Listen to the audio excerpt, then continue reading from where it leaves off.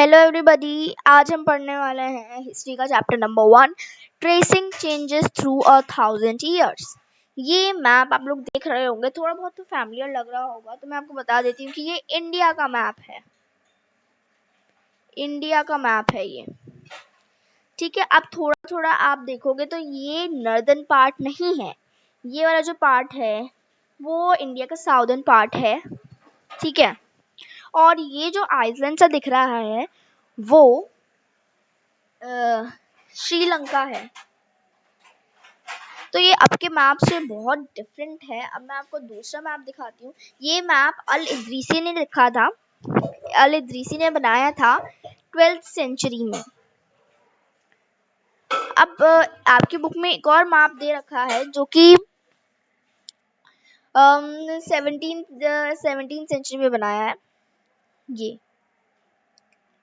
ये early 18th century में बनाया गया है, जो कि Atlas Nouveau of Guillaume de l'Isle ने बनाया है, ठीक है। और ये 18th सेंचुरी का मैप जो कि हमें थोड़ा फैमिलियर लग रहा है।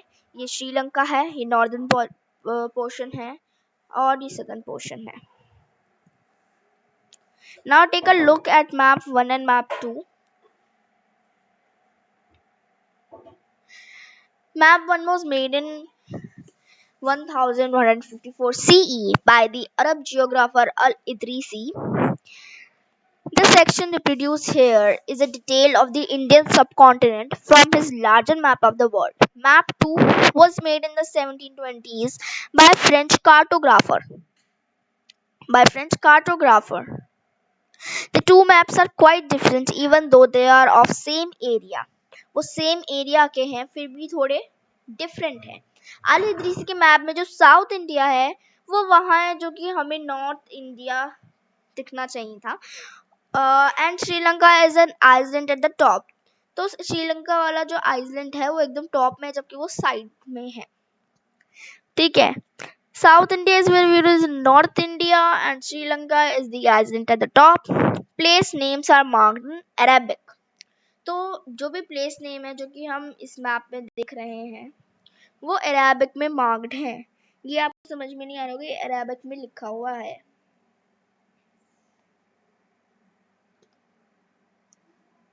And there are some well-known names like Kannauj in Uttar Pradesh, जो कि कन्नौज जो उत्तर प्रदेश में है वो कि मैप में जो लिखा हुआ है it is spelled as Kannauj with Q, Kannauj.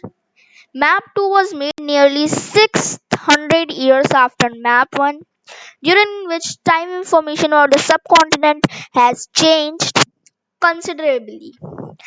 This map seems more familiar to us, and the coastal areas in particular are surprisingly detailed.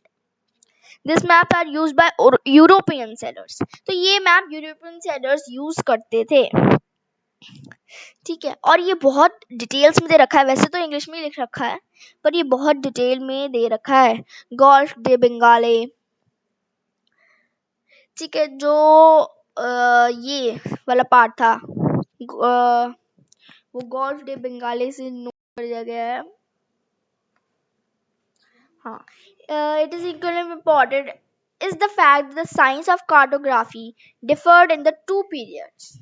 जो दो पीरियड्स हमने देखे 6000 ईयर्स बाद का और 6000 ईयर पहले का, वो बिल्कुल डिफरेंट थे।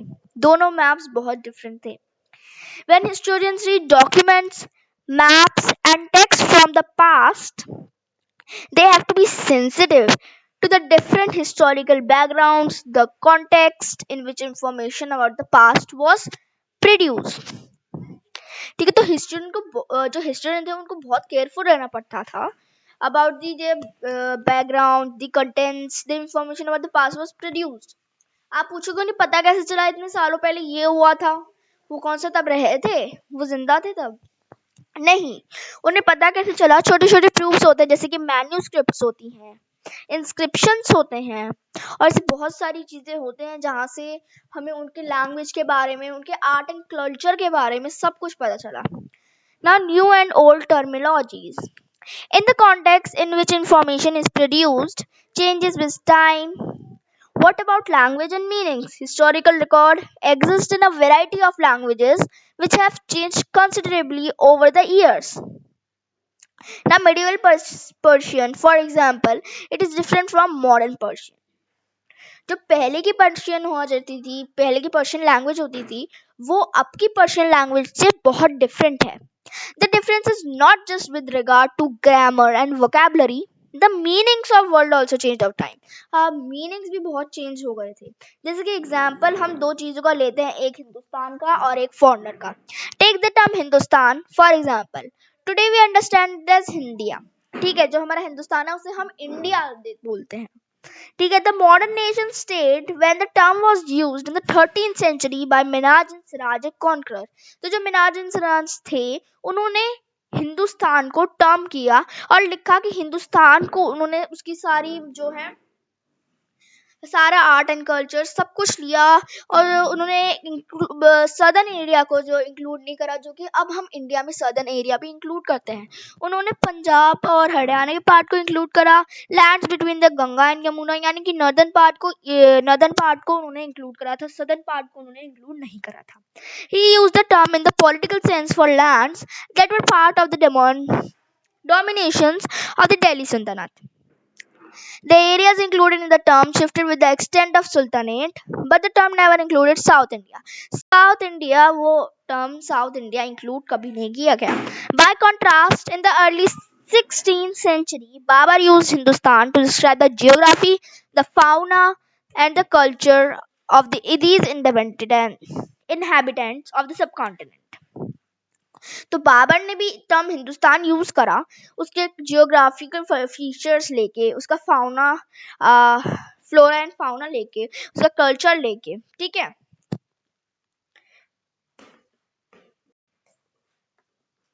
नेक्स्ट देखते हैं. Historians today have to be careful about the terms they use because they mean different things in the past. तो अगर मैंने आपको हिंदुस्तान का एग्जाम्पल दिया था, अब हम फॉरनर का एग्जाम्पल देते हैं. क्या होता है, पहले के जमाने में फॉरनर को जो परदेसी था टर्म इन हिंदी, उसे कैसे कंसिडर किया जाता था. जैसे कि जो छोटे छोटे गांव होते थे, अभी एट प्रेजेंट हम फॉरनर को कैसे बोलते हैं कि जी हमारे इंडिया, ये इंडिया है, इंडिया बनाना नहीं है, मान लो ये इंडिया है और ये एक फॉरेन कंट्री है, यहाँ से कोई आया है इंडिया में, वो हो गया फॉरनर. ठीक है, हमारे लिए तो वो फॉरनर है. पर पहले के ज़माने में जो इंडिया में छोटे छोटे गांव होते थे, बस्तियां होती थी, शहर होते थे, किंगडम्स होते थे उनके, तो दूसरे किंगडम से कोई आता था, दूसरे शहर से कोई आता था, दूसरे गांव से कोई आता था, उसे हम फॉरनर कंसिडर करते थे, उसे हम क्या कहते थे, परदेसी. It is used to mean someone who is not an Indian. ठीक है, अभी तो हम उसे ये कहते हैं कौन फॉरनर है जो कि इंडियन नहीं है, ही इज इन फॉरनर. पहले के जमाने में ऐसा नहीं था.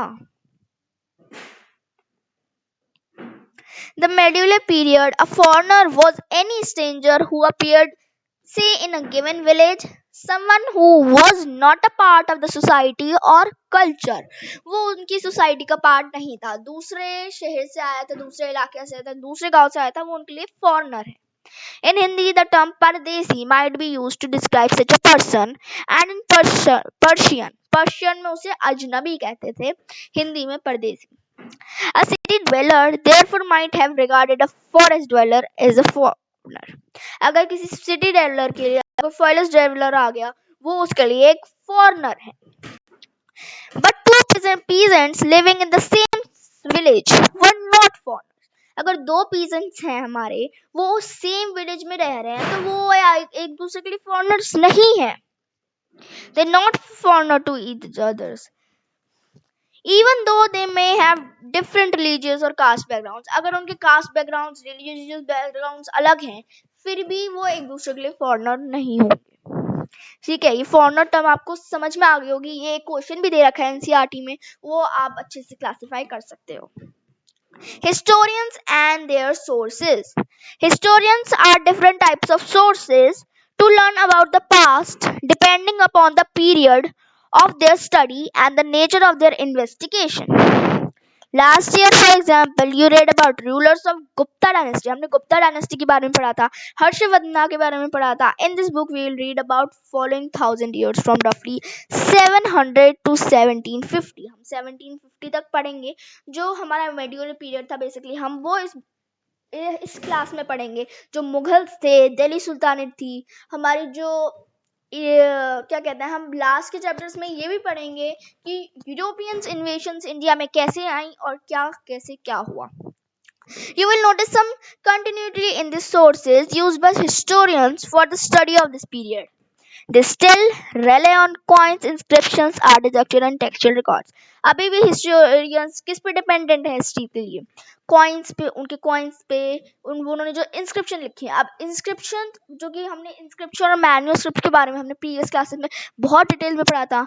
इंस्क्रिप्शंस क्या होती थी? जो एक स्टोन होती थी, हमारी हार्ड स्टोन होती थी, तो उस पर वो कार्व करके लिखा जाता था. वो बहुत हार्ड होता था और वो परमानेंट होता था. ठीक है.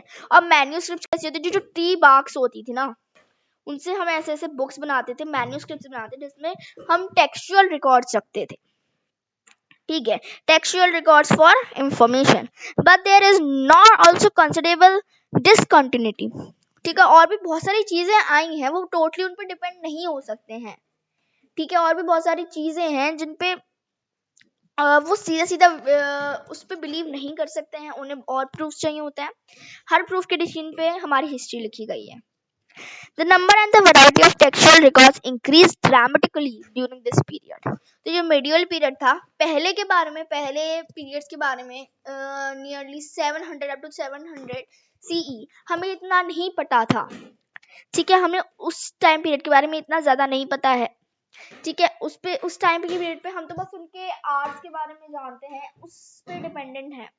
पर इस टाइम में हमें ज्यादा टेक्सचुअल रिकॉर्ड्स मिल रहे हैं और इस टाइम पे हम ज्यादा देख सकते हैं. Historians and their sources. Historians use different types of sources to learn about the past. ये तो हमने पढ़ लिया. The number and variety of textual records increased dramatically during this period. This solely displays the types of available information. Through this period, paper gradually became cheaper and at more considerable prices. जो हमारा paper था वो cheaper बना. Paper के बारे में लोगों ने और जाना. पेपर तो पहले चाइना में, सबसे पहले चाइना ने डिस्कवर करा था, फिर इंडिया में इस टाइम पर पेपर ज्यादा चला. अब हम देखते हैं वैल्यू ऑफ पेपर. अब हम कंपेयर करेंगे अलग अलग टाइम पीरियड पे. ठीक है, तो फर्स्ट हमें जो दे रखा है, in the middle of the 13th century a scholar want to do copy a book. एक स्कॉलर को एक बुक कॉपी करनी है और he did not have enough paper. तो उसने क्या किया, उसकी एक मैन्यूस्क्रिप्ट उसने लिखी थी, उसे उसने वॉश कर दिया, धो दी, और उसने उस पेपर को ड्राई कर दिया, फिर उसने उसको सुखा दिया धूप में, देन उसको यूज करा.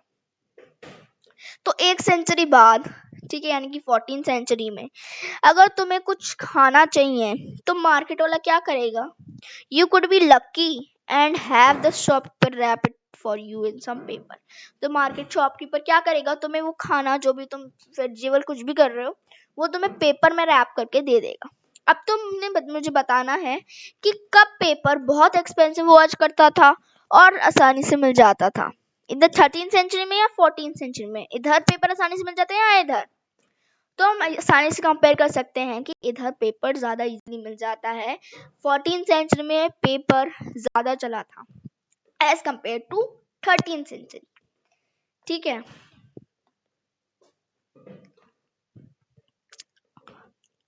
people used to write holy text, chronicles of rulers, letters and teachings of saints, petitions and judicial records. And for registers of accounts and text, manuscripts were collected by wealthy people. जो manuscripts थी वो wealthy people जो थे, ठीक है, rich people जो थे वो कलेक्ट करते थे. Rulers, monasteries and temples. अच्छा, आर्चिव्स में जो भी मैन्यूस्क्रिप्ट्स थी वो आर्चिव्स में रखी गई थी. अभी भी आर्चिव्स होती हैं. ठीक है। तुम्हारे घर के आसपास भी कहीं ना कहीं कोई आर्चिव होती ही होगी। आर्चिव में क्या करते हैं, जो भी मैन्युस्क्रिप्ट्स होती हैं वो हम आर्चिव में स्टोर करते हैं। दे वर प्लेस्ड इन लाइब्रेरी। जैसे आज के ज़माने में हम बुक्स लाइब्रेरीज में रखते हैं, हम लोग अब बुक्स वो मैन्युस्क्रिप्ट्स वगैरह आर्चिव्स में रखते हैं। These manuscripts and documents provide a lot of detailed information to historians, but they are also difficult to use. और वो जो मैन्युस्क्रिप्ट थी, क्योंकि अभी हम आगे देखते हैं मैन्युस्क्रिप्ट समझने में जो हिस्टोरियंस थे उनको बहुत प्रॉब्लम आती है। और कैसे आती है? There was no print and press in those days, so scribes copied manuscripts by hand. तो प्रिंटिंग प्रेस नहीं होती थी उन दिनों में, तो जो भी स्क्राइब्स थे ना वो मैन्युस्क्रिप्ट कॉपी करते थे। If you had ever copied a friends homework you would know this is not a simple exercise. अगर तुमने अपने जल्दबाजी तुम होमवर्क करना भूल गए हो और अपने दोस्त का होमवर्क कॉपी कर रहे हो तो तुम्हें पता ही होगा कितनी प्रॉब्लम्स आती हैं अपनी फ्रेंड्स की हैंडराइटिंग करने में। तो वैसी मैन्युस्क्रिप्ट का भी वही हाल है। As scribes copied manuscripts, they also introduced small changes. A word here, a sentence there. These small differences grew over centuries of copying until manuscripts. ठीक है, ऐसी प्रॉब्लम्स होती रही। अब इधर तुम्हें एक फोटो दे रखी है, ये जो स्क्राइब है, ये जो स्क्राइब और ये एक मैन्युस्क्रिप्ट कॉपी कर रहा है, आप देख सकते हो। A painting of scribe making a copy of manuscript. This painting is only 10.5 centimeter by 7.1 centimeter in size. ये एक miniature painting है। Because of its size, it is called miniature. Miniature मतलब छोटा। Miniature paintings were sometimes used to illustrate the text of manuscript. They were so beautiful that letter collectors often took the manuscripts apart and sold just the miniatures. तो ये बहुत सुंदर हुआ करती थी कि जो भी हमारे कलेक्टर्स होते थे वो मैन्युस्क्रिप्ट को अलग रखते थे और ये मिनिएचर पेंटिंग्स सोल्ड कर देते थे। तो ये भी एक मिनिएचर पेंटिंग है जिसमें स्क्राइब जो है मैन्युस्क्रिप्ट कॉपी कर रहा है। और आप देख सकते हो बहुत मतलब राइटिंग समझने में बहुत टाइम लगता है। ये राइटिंग आपको समझ में आ रही है? नहीं ना। हम ये बता सकते हैं ये उर्दू फारसी है, ठीक है, ये उर्दू में लिखा हुआ है, पर अगर हम समझ सकते तो ये बहुत सिंपलर है, इसको हम आसानी से पढ़ लेते। और ये बहुत कॉम्प्लेक्स राइटिंग है, ठीक है, ये बहुत सिंपली लिखी गई है, इसको हम आसानी से पढ़ सकते हैं। और इसको ये बहुत कॉम्प्लेक्स है, इसको पढ़ने में बहुत टाइम लगेगा। Different kinds of handwriting could make the heading of Persian and Arabic difficult. The nostalgic style on the left is cursive and easy to read. The Shikhaste on the right is denser and more difficult. तो ये नस्तालिक side है, ये easily read कर सकते हैं और ये बहुत डेंस है। शिकास्ते जो राइटिंग है। Some texts become substantially differ from each another. This is a serious problem because we rarely find the original manuscripts of the author today. क्योंकि एक प्रॉब्लम होती थी, क्योंकि जो पुरानी मैन्युस्क्रिप्ट्स होती थी ना वो मतलब आगे जाने लोग थे वो उसको कॉपी कर लेते थे और अगर उनको राइटिंग समझ में नहीं आती थी वो कुछ और का कुछ और थे और उन्हीं मैन्युस्क्रिप्ट से आज हमें डिपेंड होना पड़ता है। हमें रियल मैन्युस्क्रिप्ट्स बहुत मुश्किल मिलती हैं। On the occasion, authors revised their chronicles at different times. The 14th century chronicler Ziauddin Barani, जो जियाउद्दीन बरानी थे, wrote the Chronicle first in 1356. ठीक है, जो जियाउद्दीन बरानी थे उन्होंने अपना पहला क्रॉनिकल लिखा 1356 में and another version 2 years later, और 2 साल बाद उन्होंने उसका दूसरा वर्जन लिखा। The two differ from each other, but historians did not know about the existence of the first version until the 1960s. तो हिस्टोरियंस को पहले वर्जन के बारे में पता ही नहीं चला था 1960s तक। देन उन्हें पता चला, ठीक है। उन्हें पहले सेकंड वर्जन दिखा. It remained lost in large library collections.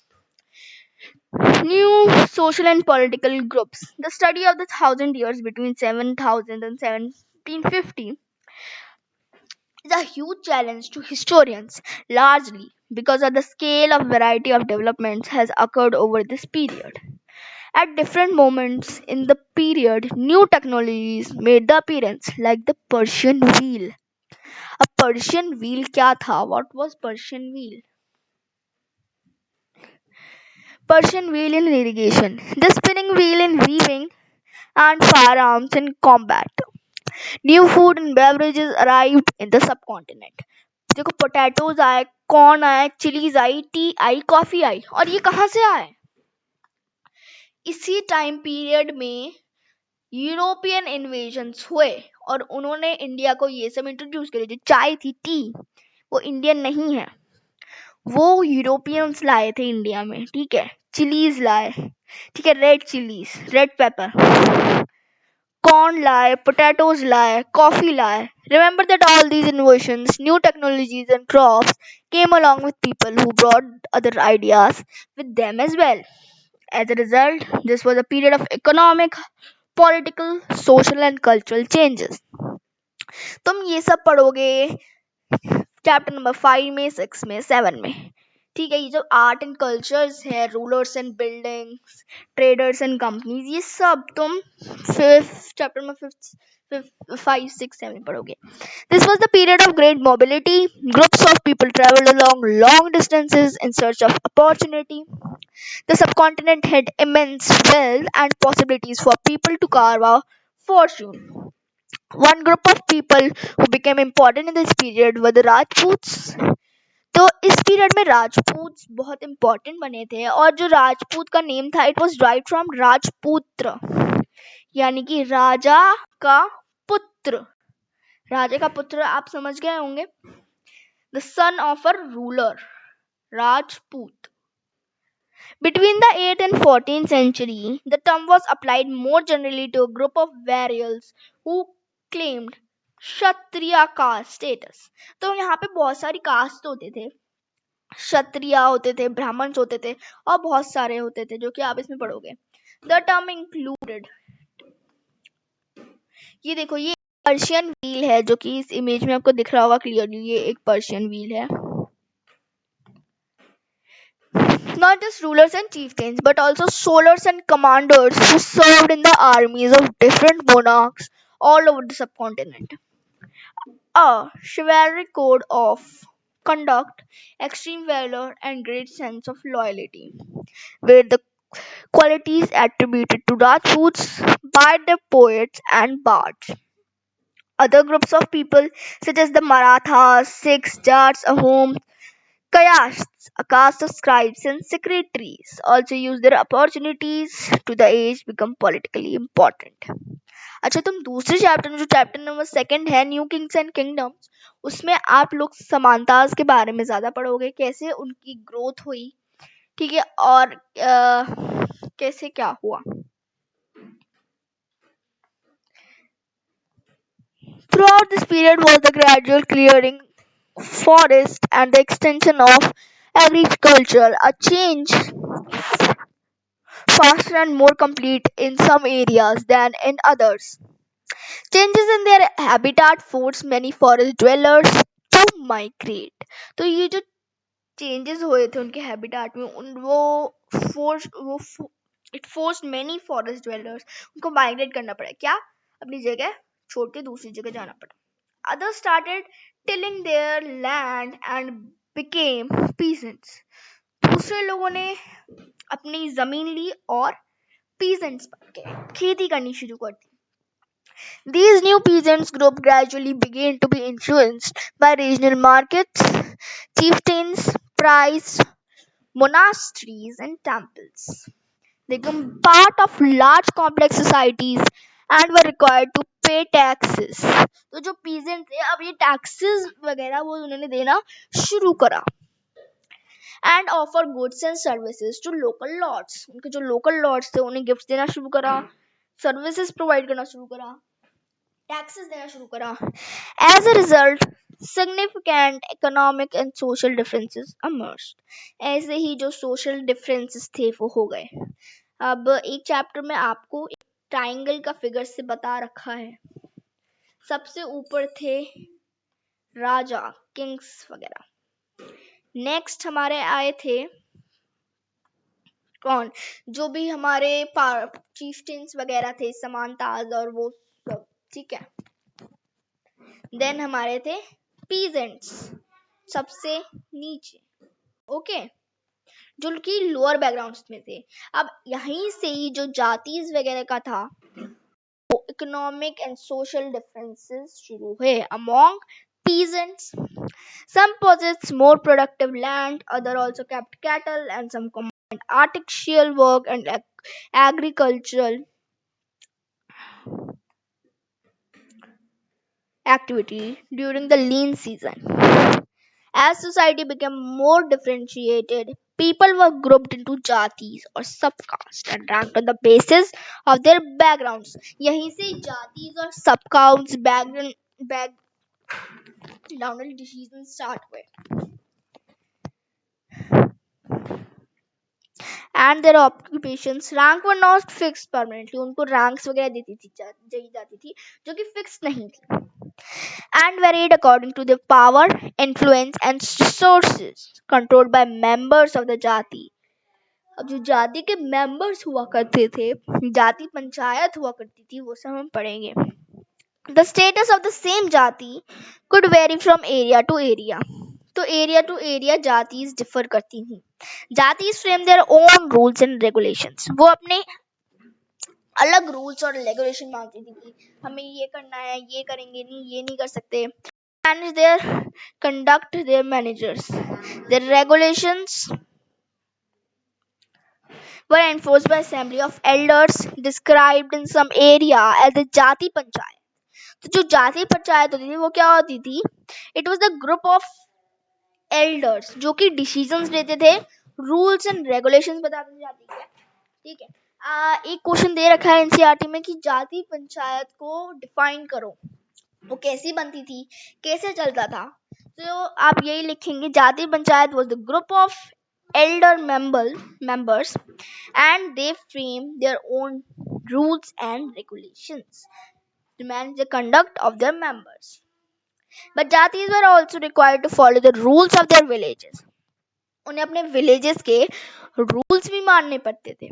Several villages were governed by chieftains. जो local chieftains थे वो govern करते थे. Together they were only small unit of state. तो ऐसी states बनता गया, kingdoms बनते गए. ठीक है. और कैसे कैसे progress हुई वो आप chapter 2 में भी पढ़ेंगे. Region and empire. Large states like those of Cholas. Chapter number 2 में आप चोलास के बारे में पढ़ेंगे.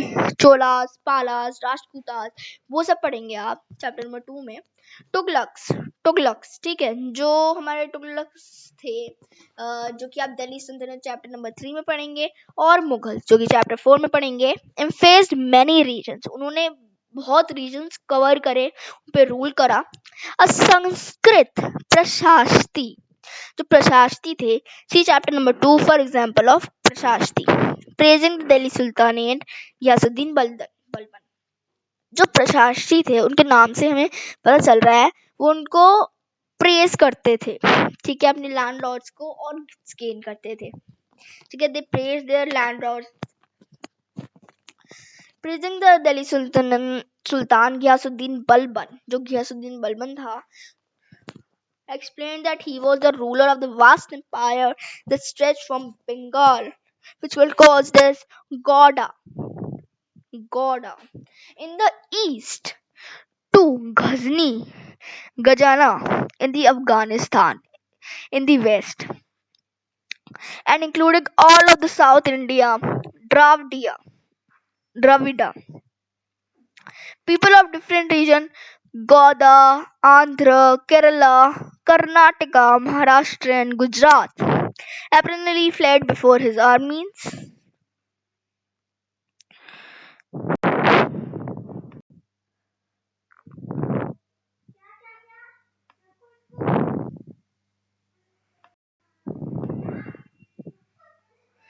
अच्छा, ये जो मैप दे रखा है, provinces of Delhi sultanate during Mohammad Tughlaq reign. अभी दिल्ली सुल्तानेट के बारे में आप डिटेल में तो 3rd चैप्टर में पढ़ोगे, बट ये मैप आप देख सकते हो, ये जो भी प्रोविंसेस दे रखे थे वो दिल्ली सुल्तानेट के कवर में थे until the period of Muhammad Tughlaq reign. According to the Egyptian source मसालिक अल अबसर फी ममालिक अल अमसर ऑफ शिहाबुद्दीन उमारी। ठीक है, ये सारे प्रोविंसेस दिल्ली सुल्तानेट ने कवर कर लिए थे। At the same time, they tried to understand why rulers kept claiming to have control over different parts of the subcontinent. Why do you think such ruler made such claims? जो ruler claims करते थे that they have to cover different parts of the subcontinent. अच्छा, language and region. In 1318, the poet Amir Khusrau noted that there was a different language in every region of land. उन्होंने note किया कि जो भी अलग अलग reason थे land के, उसमें अलग अलग डिफरेंट लैंग्वेजेस थी. सिंधी, लाहौरी, कश्मीरी, द्वार सुंदरी in southern Karnataka, तेलंगानी in Andhra Pradesh.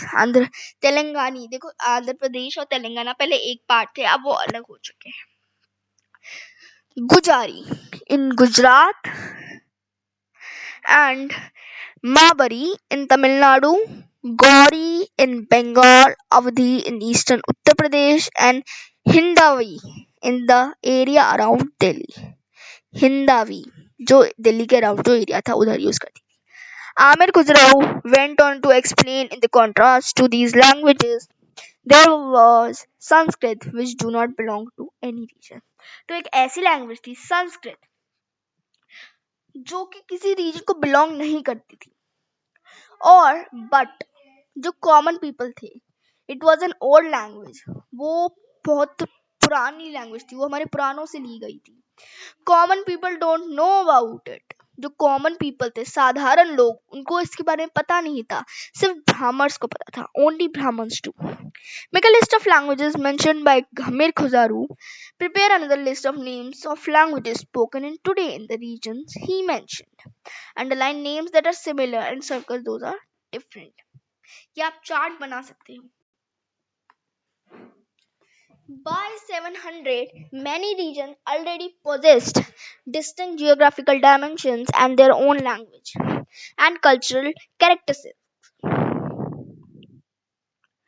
You will learn more about these in chapter number 9. These were also associated with specific ruling dynasties.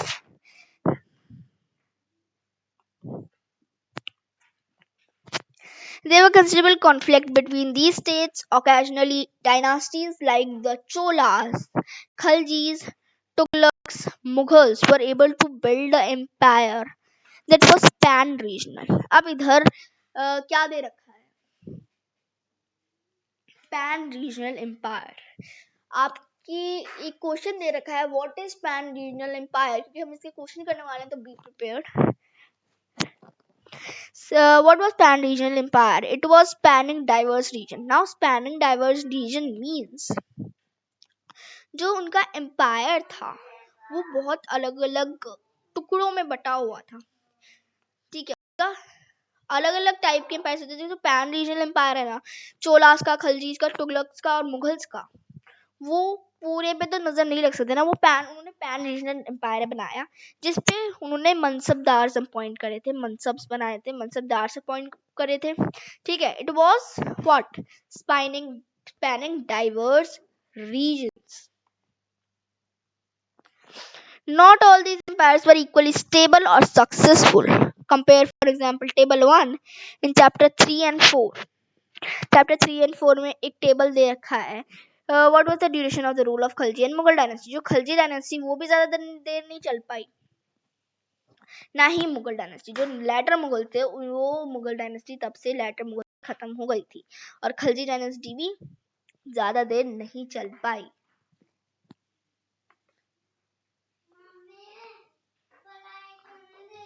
When the Mughal Empire declined in the 18th century, it led to the re-emergence of regional states in chapter number 10. But years of imperial pan-regional rule had altered in the character of the regions. Across most of the subcontinents, the regions were left with legacies of big and small states that had rule over them. Now, this was an apparent in the emergence of many distinct and shared traditions. In the realms of governance, the management of economy, elite cultures, and language. Though the thousand years between 700 and 1750, the character of the different regions did not grow in isolation. These regions felt the impact of larger pan-regional forces of integration without ever quite losing their distinctiveness. Old and new regions. देखो अलग अलग regions grow करी थी the thousand year of history that were exploring witness major developments in the religious tradition जो भी religious tradition थे उसमें बहुत बड़ा बदलाव आए थे अलग अलग चीजें हुई थी ग्रोइंग ऑफ टेम्पल्स बहुत सारी कल्चरल डेवलपमेंट हुई थी क्योंकि हम चैप्टर नंबर 5, 6, 7 में पढ़ लेंगे People's belief in the divine was sometimes deeply personal, but more usually it was collective. Collective belief is a supernatural agency. Religion was often closely connected with the social and economic organization of local communities. As the social words of these groups altered, so did their beliefs. उनके beliefs भी change हुए थे ठीक है social सारे culture development हुआ था तो हर it was during the period that important changes occurred in what we call Hinduism today. ठीक है बहुत सारे चेंजेस हुए थे इट वाज अल्टर्ड और जो कि हम अभी हिंदुइज्म कहते हैं These included the worship of new deities. तो जो न्यू डाइटीज थे उनकी वर्शिप होनी शुरू करी ठीक है अलग अलग डाइटीज अलग अलग भगवान बनाए लोगों ने the construction of temples for loyalty and the growing importance of Brahmins, the price as dominant groups in societies. The knowledge of Sanskrit text earned the Brahmins a lot of respect in society. जो Sanskrit text जो Brahmins को आते थे उन्होंने Brahmins ने बहुत respect ली society से because the knowledge of the Sanskrit text the dominant position was consolidated by the support of their patrons. Who were patrons? They were new rulers searching for prestige. One of the major developments in this period was the emergence of the idea of bhakti or Sufi movement. Of loving personal deity that devotees could receive without the aid of price or elaborate rituals. You will learning about this and other traditions in chapter number 8. ये आप chapter number 8 में पढ़ोगे भक्ति and Sufi movement देखो बहुत सारे rituals हुए थे जैसे कि हिरण्य गर्भा का मैं आपको एग्जांपल दूं उसमें क्या किया था चोला एम्परर ने उसने अपनी जो है उसने अपनी जाति ही चेंज कर ली आई मीन वो कुछ था और वो उसने एक रिचुअल करा ठीक है जिसको हम गोल्डन वॉर्म भी कहते हैं इंग्लिश में और वो एक क्षत्रिय बन गया और वैसे तो वो समानता था उसने हिरण्य गर्भा करा जो कि एक रिचुअल है और वो एक क्षत्रिय बन गया and then he ruled This was also the period when new religions appeared in the subcontinent. Merchants and migrants first brought their teachings of the Holy Quran in India in the 7th century. जो Muslims थे वो ये एक period था जब Hinduism था वहां पे ठीक है देन मुस्लिम्स आए मुगल्स आए दिल्ली सुल्तानेट आई ठीक है तुगलक्स द खलजीज ठीक है देन ब्रिटिश आए तो जो ब्रिटिश थे ना उन्होंने इंडिया को ना 3 टाइम पीरियड में डिवाइड करा था Hindu Muslim British India independence Quran is their holy book and accept the sovereignty of the one God, Allah. ठीक है उन्होंने ये रूल जो है कुरान में ये लिखा था एक गॉड है अल्लाह whose love mercy and bounty embrace all those who believe in him without regard to social background. Many rulers were patrons of Islam, and the ulama learned theologians and jurists. And like Hindus, Islam was interpreted in a variety of the ways by its followers. They were Shia Muslims who believed that the Prophet Muhammad, son in law Ali, was the legitimate leader of the Muslim community, and Sunni Muslims who accepted the authority of the early leaders, Khalifas of the community. And the succeeding Khalifas, there were other important differences between the various schools of law, Hanafi and Shafis, mainly in India, and in theology and mystic traditions. Thinking about time and historical periods. Historians do not see time just as passing of hours, days, or years, as a clock or calendar. Time reflects changes in social and economic organizations, in the presence and transformation of ideas and beliefs. The study of time is made somewhat easier by dividing the past into larger segments, periods, that poses shared characteristics. In the middle of the 19th century, British historians divided the history of India into three periods: Hindu, Muslim and British. जो कि मैंने आपको बताया था, उन्होंने तीन periods में divide करा था, पहले Hindu, then Muslim, then British. The division was based on the idea that the religion of rules was the only important historical change, and there were no significant developments in the economy, society, or culture. Such division was ignored in the rich diversity of the subcontinent. तो ये जो भी division थे ना, वो rich background में नहीं माने जाते थे. Few historians follow these periodizations today. Most look to economic and social factors to characterize the major elements of different monuments in the past.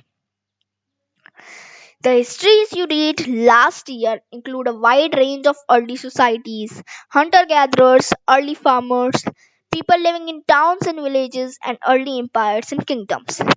The histories you will be studying in this year are often described as medieval.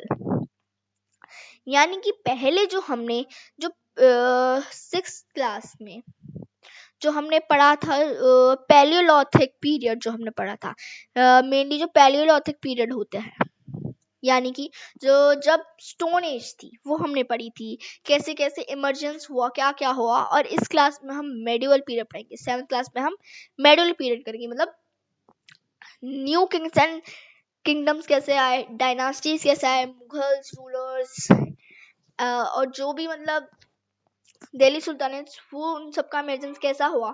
और हम 8th class में पढ़ेंगे modern history, यानी कि British involvement कैसी हुई. And soon it is continued. These thousands of years India history witnessed considerable change. After all, the 16th and 18th century were quite different from 8th or 11th. Therefore, describing the entire period as one historical unit is not without its problems. Moreover, the medieval period is also contrast with the modern period. Modernity carries out it with a sense of material progress and intellectual advancement.